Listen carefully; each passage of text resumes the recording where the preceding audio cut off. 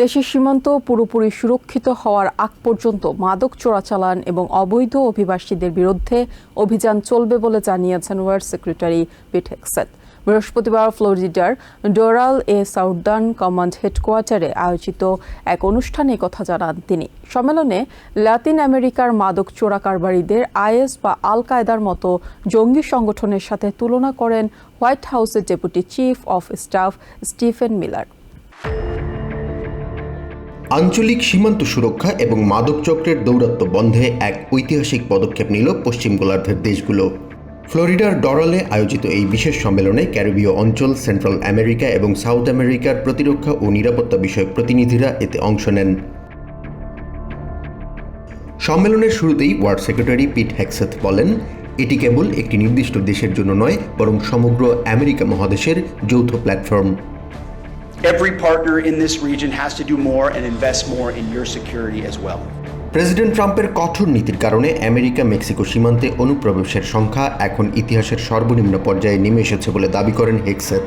তিনি বলেন, দেশজুড়ে হত্যাকাণ্ডের হার 20% বেশি হ্রাস পেয়েছে। সীমান্তের প্রতিটি ইঞ্চিতে সম্পূর্ণ নিয়ন্ত্রণ প্রতিষ্ঠিত হওয়ার আগ পর্যন্ত মাদক চোরাচালান ও অবৈধ অভিবাসীদের বিরুদ্ধে অভিযান থামবে না। Crossings at our southern border, at the US-Mexico border, have dropped to the lowest number in history.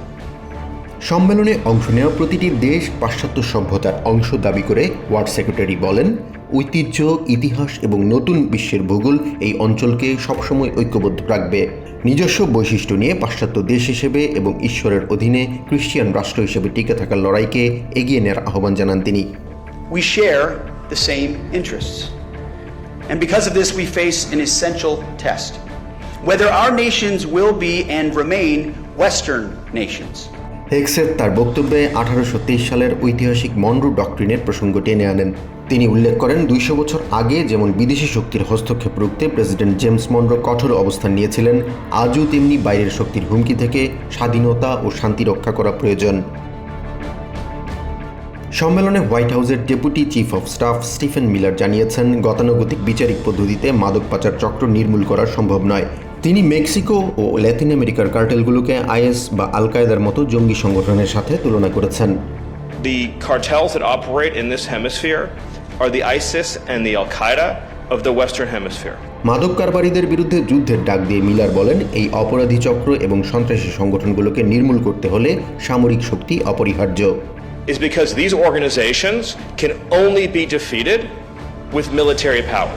সম্মেলন শেষে 17টি দেশের প্রতিনিধিদের সাথে একটি যৌথ নিরাপত্তা ঘোষণাপত্রে স্বাক্ষর করেন পিট হেগসেথ। জাহান মিথুন, TVN 24 news desk. New York থেকে সম্প্রচারিত TVN 24 টেলিভিশন বিশ্বজুড়ে বাঙালির কণ্ঠস্বর।